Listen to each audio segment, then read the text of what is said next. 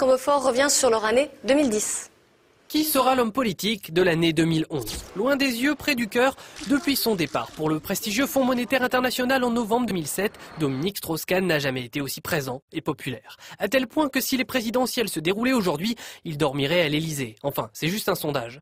D'ici là, il y a l'épreuve de vérité des primaires socialistes, où il faudra éliminer une bonne dizaine de candidats. Mais au fait, en fera-t-il partie? Ce sera la grosse surprise de 2011.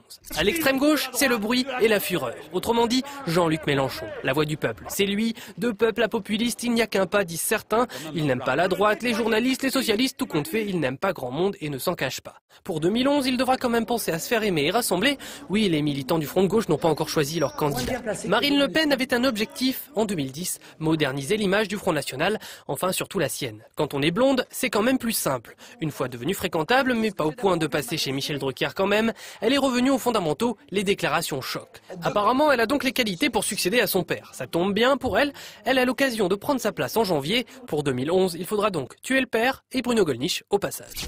Après une défaite au régional, une réforme impopulaire et un vrai faux remaniement, 2011 sera chargé pour notre chef de l'État Nicolas Sarkozy. Il devra se faire aimer de nouveau des Français et de son camp, tout en essayant de se rabibocher avec ses anciens alliés. Tout ça avec l'envie de signer un nouveau bail. Il devrait nous le dire à l'automne 2011.